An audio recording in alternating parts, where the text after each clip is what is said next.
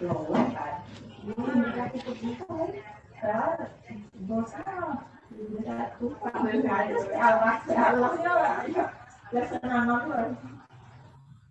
jam 11 Ibu masih Zoom, tapi tidak ada konfirmasi tentang kuliah kita pagi ini. Oke ya, semoga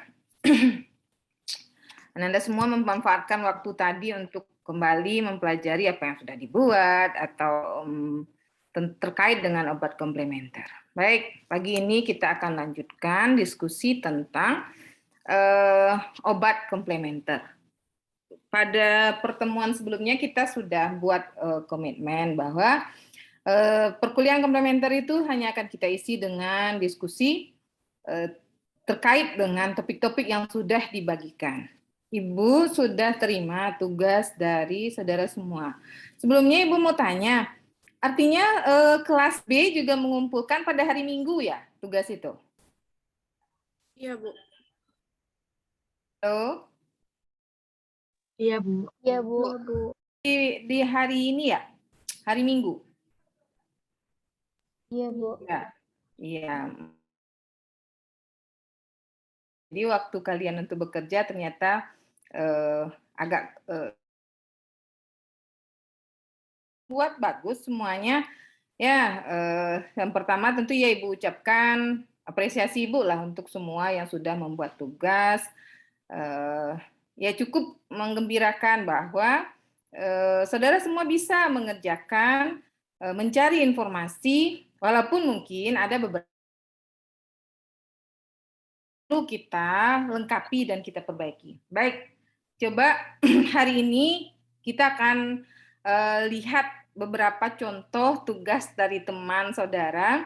Bagi yang tugasnya terambil oleh Ibu dan kebetulan Ibu tampilkan di kesempatan ini, enggak apa-apa, bagus, malah bagus biar dibahas seperti itu ya.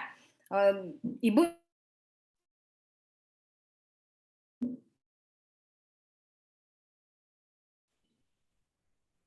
boleh ya ditampilkan dan kita coba komentari bersama-sama. Ada beberapa tugas, Ibu lihat Anissa, mana ya Anissa? Ada Anissa di sini atau Anissa di sebelah di kelas A ya? Ibu punya tugas dari Anissa. Maaf, Anissa di kelas B banyak, Bu. Oh, Anissa di kelas B banyak ya? Sebentar, Ibu lihat Anissa apa tuh yang tadi pagi Ibu sempat lihat, baru 10 yang Ibu komentari, yang tugas dari Anissa. Anissa, apa tadi itu ya? Coba dilihat di sini aja. Anissa Khairani. Ada yang di sini Anissa Khairani? Itu anak A, Bu. Kelas A, Bu. Oh, kelas A. Oh, enggak apa-apa ya, mumpung dia di tapi boleh ya? Enggak apa-apa lah, Ibu kemarin udah izin juga untuk komentari. Atau Izhar Ibnu Wahid ada di sini?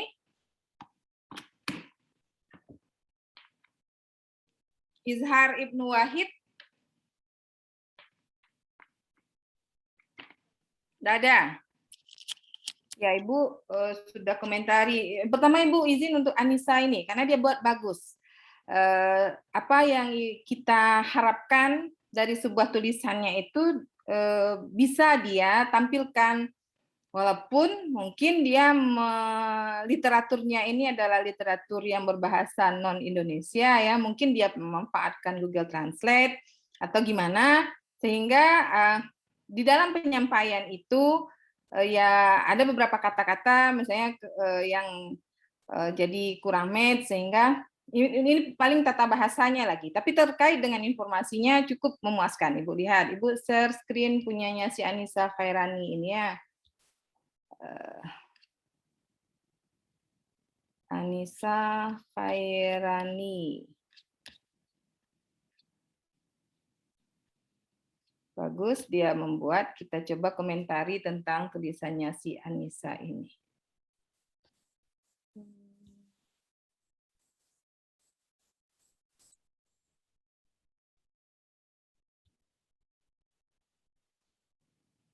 Sebentar.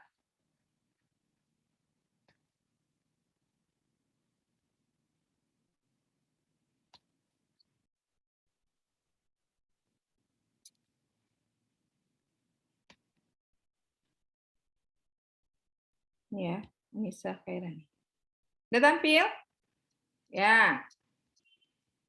Sudah, Bu. Tugas dari Anissa Khairani, dia memilih mengangkatkan tentang pengobatan alternatif dan komplementernya adalah aromaterapi. Ya, aromaterapi untuk mengatasi masalah premenstrual syndrome.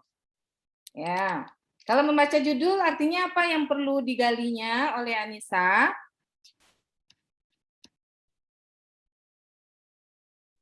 Boleh di unmute-kan mikrofonnya biar kita diskusi saja. Namanya kita diskusi. Kalau di mute mikrofonnya tentu enggak diskusi kita jadinya berbisik-bisik jadi. Oke, apa yang perlu digalinya? Materi Mungkin tentang aromaterapi, Bu. tentang aromaterapinya ya kan. Sebelum masuk ke aromaterapi mungkin jelaskan juga karena Ibu mungkin enggak tahu nih apa nih premenstrual syndrome ini. Ya kan? Tentu perlu juga sampaikan tentang apa itu premenstrual syndrome, kemudian gali informasi terkait aromaterapi. Kemudian kalau kita rujuk di tugas yang Ibu minta, berarti kita mau buat sejarahnya seperti apa itu aromaterapi, sejarahnya seperti apa, kemudian bagaimana metode aromaterapi itu dasar ilmiahnya, kemudian apa saja bahan-bahan yang bisa kita gunakan untuk pengobatan aromaterapi itu. Mungkin begitu ya, perlu disampaikan. Kemudian apa dasar ilmiahnya kita mengajukan aromaterapi untuk premenstrual syndrome ini. Kira-kira begitu mungkin hal yang kita perlukan. Ada lagi yang perlu disampaikan? Bu, saya buatnya begini, Bu. Saya tambah ini lagi. Atau ada gini. Ada masukan untuk ini? Artikel ini? Izin bertanya, Bu. Ya. Kalau untuk contoh kasusnya di mana, Bu, dibuat? Contoh kasus yang mana? Contoh studi kasusnya gitu, Bu. Oh, misalnya Jadi, pasien datang begitu. Pasien datang dengan keluhan bla bla bla bla bla. Oke, Ibu menerima tugas yang membuat kasus studi kasus, kemudian diceritakan, kemudian kita carikan solusinya. Ibu juga terima versi dalam bentuk dia hanya mengangkatkan oh premenstrual. Kemudian mungkin dinyatakannya nanti bahwa kondisi pasiennya itu adalah ada kok dijelaskannya di dalam ini tentang premenstrual syndrome yang pasiennya itu bagaimana. Nah,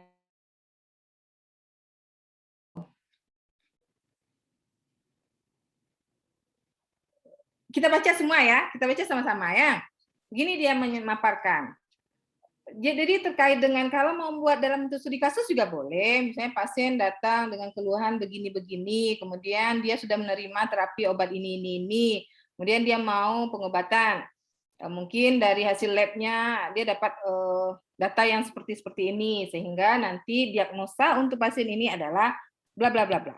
Diagnosa kan kita nggak punya hak ya, diagnosa itu tugasnya dokter, ya kan?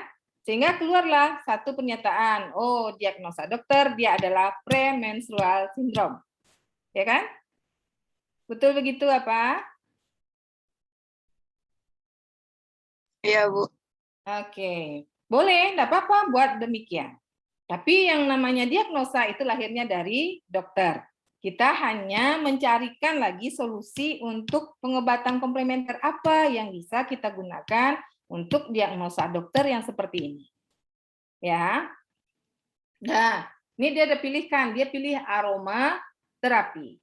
Jadi seperti kata Ibu tadi, dia perlu nyatakan apa sih itu aromaterapi. Nah, dia sudah sampaikan bahwa aromaterapi ini adalah dia berasal dari kata aroma yang berarti wangian atau bau dan terapi yang berarti pengobatan gitu ya.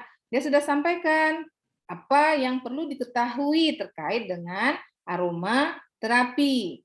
Dimulai dari sejarahnya misalnya, kemudian bagaimana apa yang digunakan di dalam aromaterapi itu, biasanya menggunakan minyak-minyak esensial sebagai bahan utama atau agen terapinya. Nah, ini dipaparkannya lah bagaimana dugaan atau mekanisme yang hipotesakan terkait pemanfaatan aromaterapi itu untuk penggunaan sebagai obat alternatif atau komplementer. Nah, dinyatakannya apa-apa saja cara pengobatan aromaterapi itu ya. Kemudian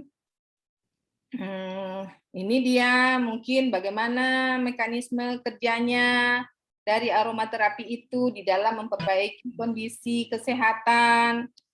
Nah, di sini baru dia masuk kepada apa itu definisi premenstrual syndrome. Atau ada yang lain juga buat sebaliknya, dia mulai dari penyakitnya, boleh nggak ada masalah.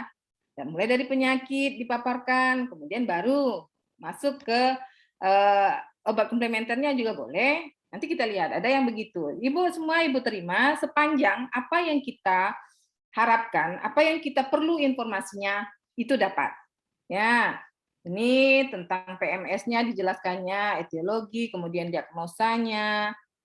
Nah, kemudian ini terapinya dari obat-obat komplementer sehingga mulai diarahkan terhadap pemakaian obat-obat komplementer. Nah, baru masuk dia. Ini pengobatan aromaterapi untuk premenstrual syndrome.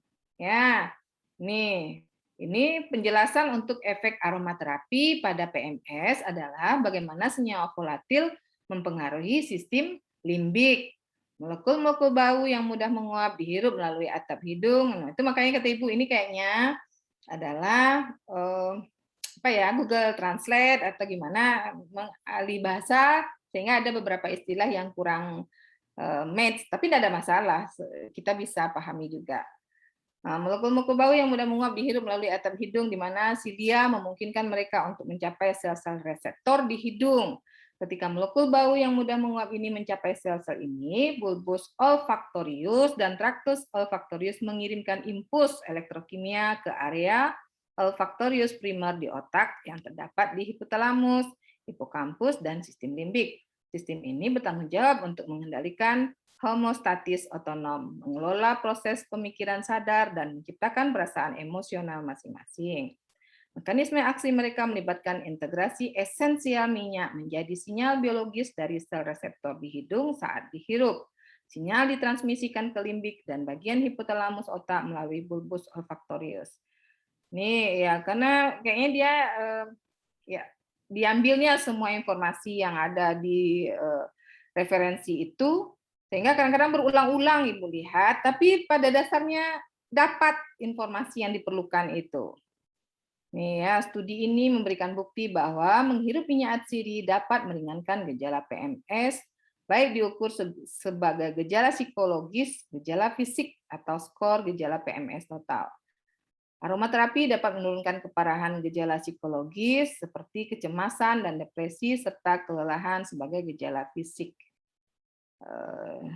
Kemudian nih karena di PMS itu juga ada nyerinya, dinyatakan aromaterapi sebagai intervensi komplementer dalam manajemen nyeri tampaknya memiliki efek menguntungkan pada keparahan nyeri dalam beberapa penelitian dan secara positif mempengaruhi suasana hati dan kualitas kehidupan. Ini masih terkait karena aspek emosional dari rasa sakit dapat memfasilitasi atau menghambat keparahan nyeri. Studi masa depan harus mengintegrasikan efektif langkah-langkah untuk memberikan evaluasi efek yang lebih menyeluruh dari aromaterapi. Jadi ini masih kurang ya, belum ada data ilmiah terkait aromaterapi efeknya terhadap penghilangan rasa nyeri. Oke, boleh.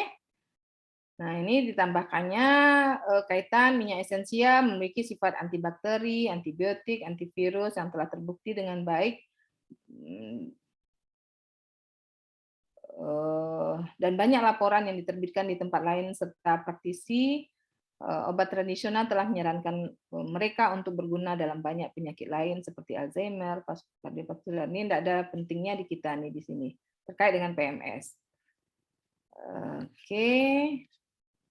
Nah, seperti itu dia memaparkan. Kalau Ibu melihat kelemahan di artikel ini, ya karena dia mengadop semua apa yang disampaikan oleh reference sehingga perlu di restruktur lagi itu aja, di mana yang tempatnya di atas, dirunutkan sajalah pemaparannya. Tapi secara umum apa-apa yang kita perlukan itu ada diberikannya, ada dipaparkannya.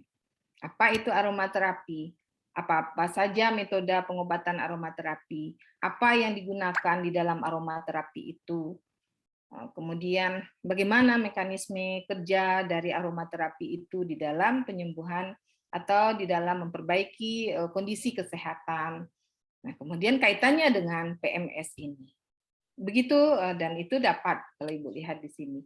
Di artikel yang dibuat oleh Anissa Khairani ini. Tak ada pendapat lain dari saudara?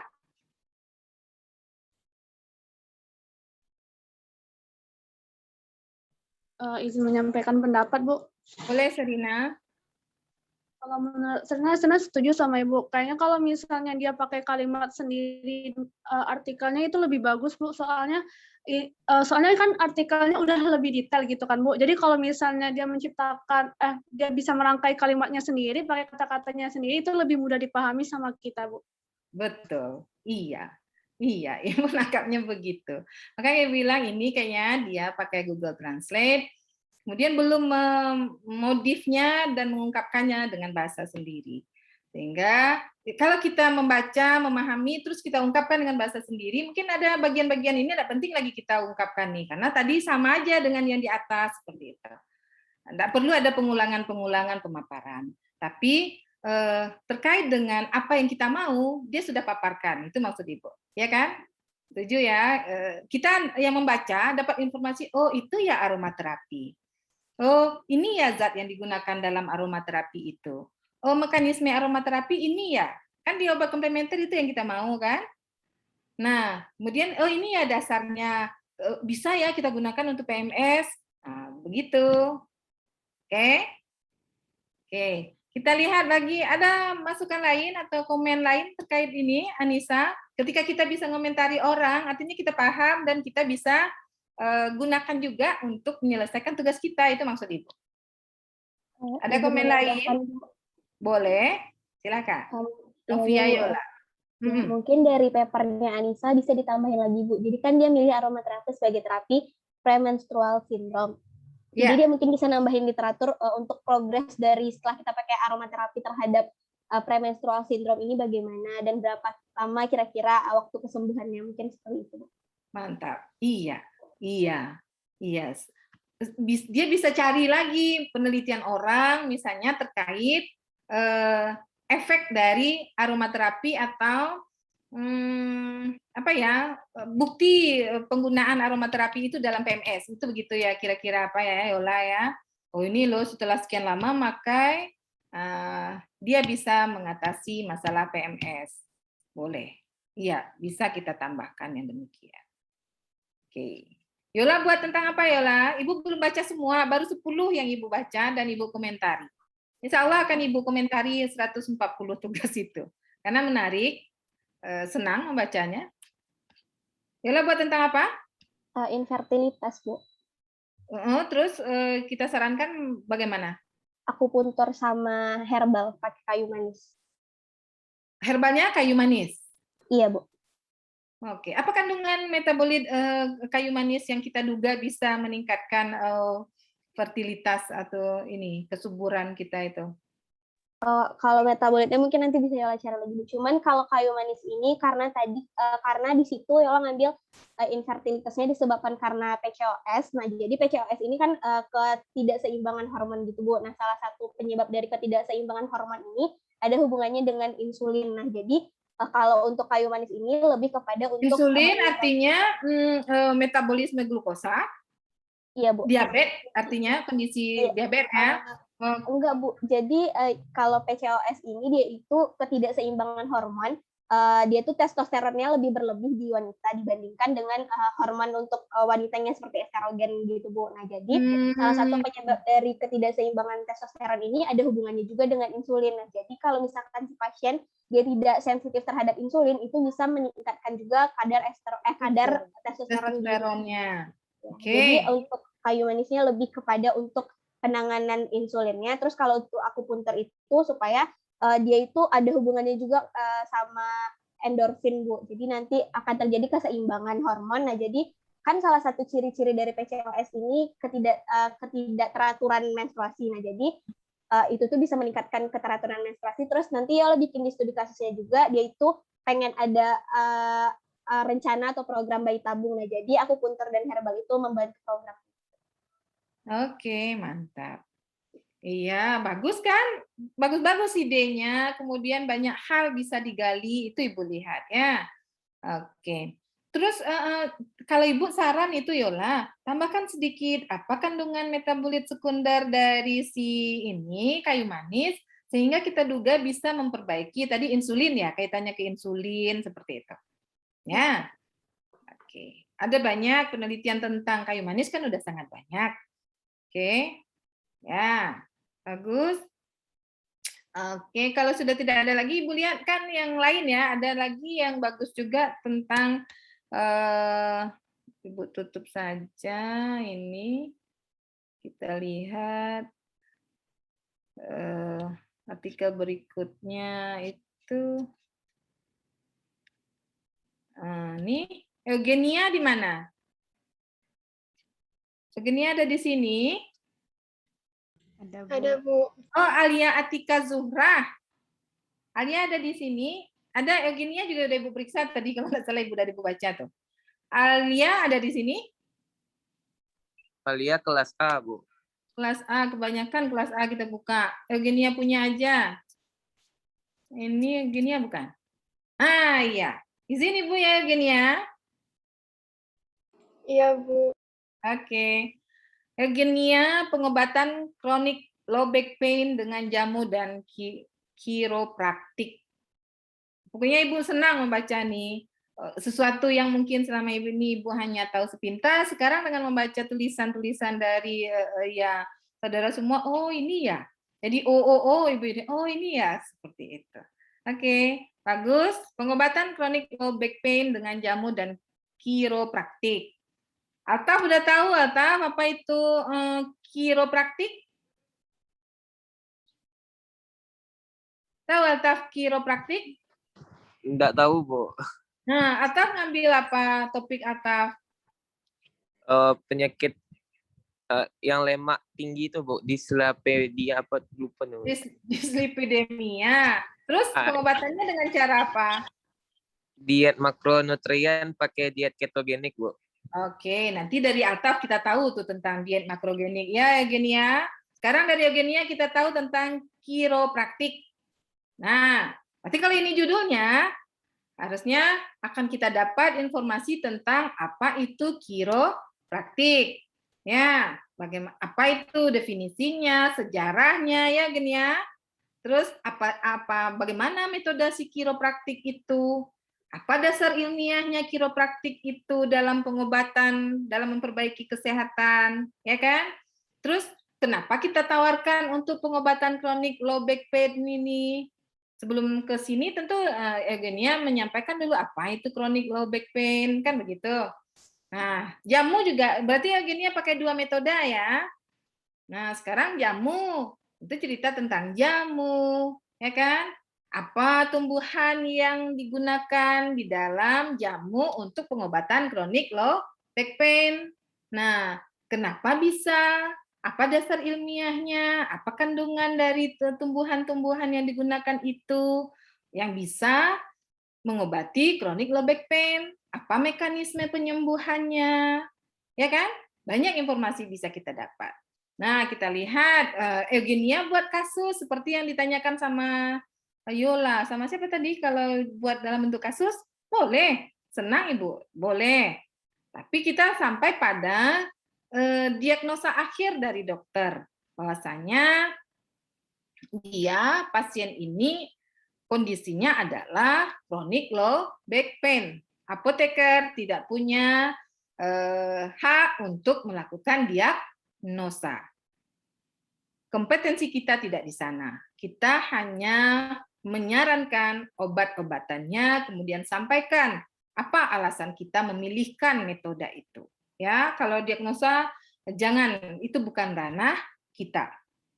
Ranah dokter di diagnosa, kitanya hanya di pengobatan. Oke, Anissa Zainuddin. Oke. Nah, di sini Eugenia sudah mulai dia menyampaikan tentang jamu digalinya terlebih dahulu ya. Pengertian jamu menurut Permenkes nomor 3 tahun 2010. Bagus, Eugenia. Kalau Ibu mau, ada lagi mungkin Permenkes yang lebih mudah yang menyatakan tentang jamu itu apa, mungkin rujuk ke sana, Eugenia. Sekarang tahun berapa? 2021. Mungkin sudah ada keluar literatur terbaru, ya. Jadi bisa kita rujuk ke sana. Kalau ada, itu maksud Ibu. Nggak perlulah sedih, Eugenia. Tahu lu nggak ada Permenkes keluar memang 2010 itu yang ini. Tapi saran Ibu, kalau ada yang lebih mudah, kita rujuk kepada yang terbaru. Oke. Nah, dapat kita tentang pengertian jamu. Ya, jamu merupakan bahan atau ramuan bahan berupa tumbuhan, hewan, mineral. Nah, ya, banyak itu definisinya. Nah, jangan menurut Sinoda 2013, tapi kita rujuk Permenkes. Ya kan? Tentu Permenkes ini yang jadi literatur. Ini sekalian belajar membuat paper ya besok. Jangan si Sinoda di sini. Ya Permenkesnya lah Depkes tahun 2010. Oke, jangan Sinoda ini dikutip. Oke.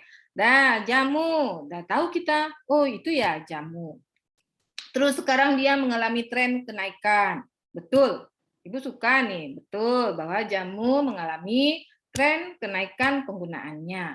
Apakah karena sudah banyaknya riset yang membuktikan tentang efek atau memang kemanjuran dari jamu itu, banyak pembuktian ilmiahnya sehingga timbul tren peningkatan, atau mungkin juga dipengaruhi oleh faktor kondisi perekonomian juga mungkin ya, sehingga orang memilih kepada pengobatan alternatif dan komplementer. Salah satunya jamu. Bagus, enggak apa-apa. Ini sudah bercerita tentang bagaimana perkembangan jamu itu ya, bahwasanya pembuktiannya secara turun-temurun dari abad ke-18 itu sudah ada ditemukan orang lumpang dan alu ya. Bagus, Ibu setuju nih. Jadi terbuka, oh ternyata sudah ada ya. Oh ada ya buktinya. Ini bagus ini.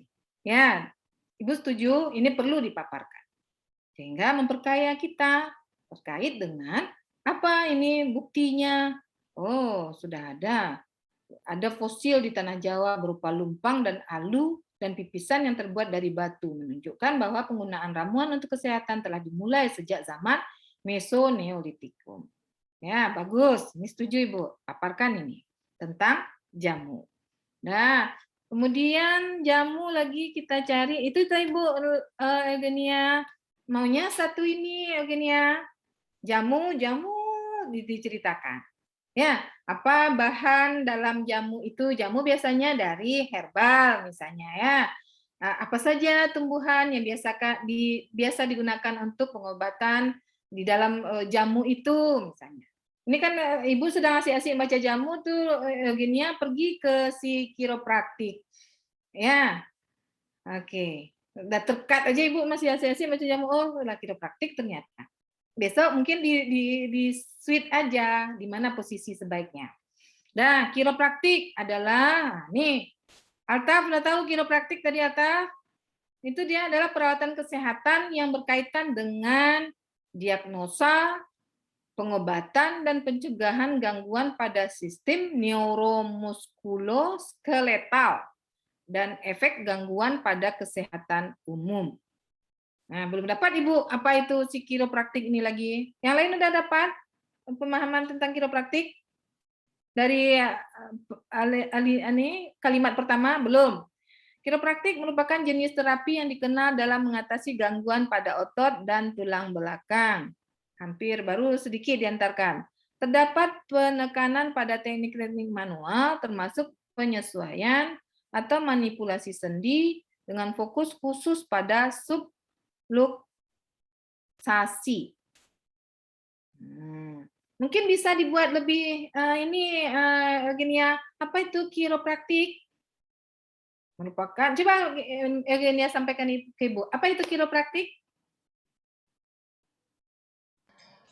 Iya Bu, terapi hubungan dengan sistem neuromuskuloskeletal Bu. Secara Suatu, umumnya begini Bu. ya. Dia atau bisa dia begini loh Bu, kiropraktik itu, kayak gitulah nyampaikan. Pengobatan terkait dengan neuromuskuloskeletal. Berarti rangka nih, tulang-tulang nih, skelet itu, ya gini ya. Iya Bu. Nah, cobalah ceritakan ke Ibu. Tekniknya ya Bu. Dia apanya, misalnya dasar ilmiahnya begini dia, bahwasanya kalau di kiropraktik itu begini Bu, pasien tuh diginikan sehingga akan terjadi apa yang dipengaruhinya. Coba. Yang di papernya bikin ada di bagian belakang Bu. Yang salah satu terapi yang dipilih itu Bu, yang terapi spinal manipulation Bu. Oke, ada beberapa metode dalam kiropraktik itu, begitu ya Gon ya? Iya Bu. Ada berapa metode? Nah, yang di jurnal yang ketemu itu Bu, dia cuma membahas satu metode yang itu Bu, dia nggak jelasin metode-metode yang lainnya Bu. Karena kita menggali terkait dengan kiropraktik, sebaiknya cari literatur lain ya, sehingga ini terlengkapi makalah gini ya. Iya, tolong dipaparkan dan saran Ibu satu kelompok kita bercerita tentang jamu sampai tuntas, tentang kiropraktik sampai tuntas. Kemudian baru kita ajukan dia untuk pengobatan si apa tadi namanya penyakit kita nih. Nah, chronic low back pain, ya, begitu kira-kira. Ya, makalahnya sudah bagus, tapi mungkin penyusunannya saja lagi dirapikan. Kita masih punya waktu 1 minggu untuk memperbaiki. Oke, ya, itu tujuan kita hari ini.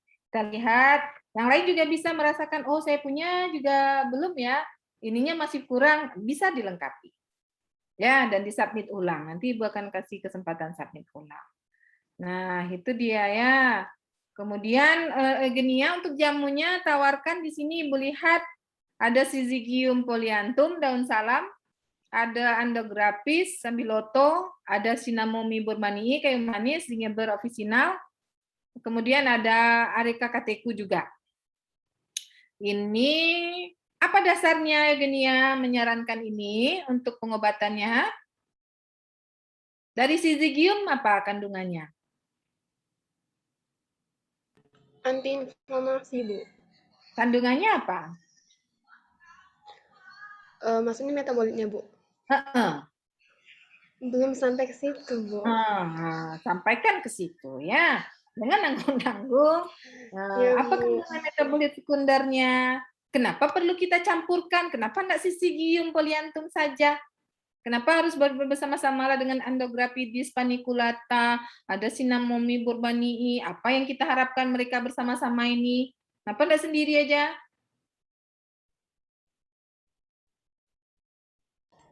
Iya Bu, nanti kita berharap efek sinerginya kemananya kita harapkan. Mohon ditambahkan itu ya. Sehingga itu yang Ibu mau. Kita punya dasar yang jelas, punya wawasan. Nah, kalau dia dicampurkan, efeknya akan seperti ini. Kalau dia sendiri-sendiri saja, hanya sampai di sini. Ya, sehingga untuk terapi belum bisa kita harapkan sembuh dia. Kalau kita campur, nah dengan adanya metabolit ini dari berbagai simplisia, dia akan sinergi sehingga akan timbul penyembuhan yang diharapkan. Oke ya, Genia, begitu tolong diperbaiki. Ya. Nih, Ibu lihat bagus semuanya. Pokoknya Ibu memang apresiasi lah terhadap saudara bagus. Bisa mencari informasi dan mengumpulkannya, kemudian memaparkannya. Tinggal lagi mungkin ada beberapa kekurangan yang bisa kita tambahkan. Oke, gini ya Ibu tadi komentarnya. Ini yang Ibu, di kolom komen Ibu mungkin ada gini ya, baca ya di Island. Belum memaparkan apa kandungan dari tiap simplicia yang diusulkan sebagai alternatif pengobatan. Tolong ditambahkan ya. Kemudian mekanisme penyembuhan LBP ini oleh tiap-tiap simplicia tanaman. Kemudian dasar ilmiahnya apa? Ya, kalau kita pakai campuran, bagaimana dia? Kalau kita pakai sendiri-sendiri, apa kelemahannya? Oke. Kemudian teknik pengobatan kiropraktik masih minim dipaparkan ya, kurang ya yang gini ya. Apa sih kiropraktik itu? Atau mungkin karena tidak terkelompok tadi ya, Ibu sedang asik-asik membaca definisi, terus sudah hilang dia, udah kembalilah lagi ke jamu. Ya, mungkin posisinya dirapikan lagi. Ya, terkait kiropraktik ini perlu penambahan. Begitu kira-kira komen Ibu. Atau ada komen teman lain? Atau mungkin ada penjelasan dari Nia? Boleh kita terbuka, boleh ya Nia? Saling melengkapi kita bersama. Iya, boleh, Bu. Boleh. Ada yang Febriani, Ayu Lestari mau mengomentari? Kalau dari Ayu, Bu, mungkin sama seperti yang Ibu sarankan tadi, karena dia ada memasukkan jamu, mungkin senyawa spesifik dari jamu itu mungkin bisa dipaparkan Siapa gitu. lagi kuliah Kenapa? hukum tuh? Coba siapa yang lagi kuliah ilmu hukum? Ada teman Ayu di bawah, Bu. gitu. Ayu tinggal Boleh di lah, asrama, Bu. Baik, Ayu. Lanjut, Ayu. Ayu tinggal di asrama, jadi ya Bu, berbaur sama teman-teman yang lain juga. Apa? Lanjut. Ya Bu, kalau saran Ayu yang zat tadi Bu kan pakai jamu, jadi kan berarti pakai tumbuhan.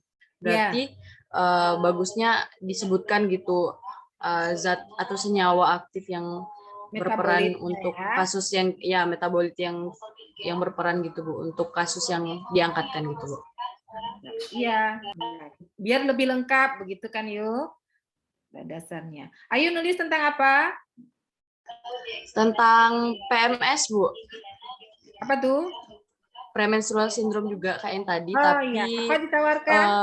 Ini ditawarkan pakai jamu sama akupresur Bu.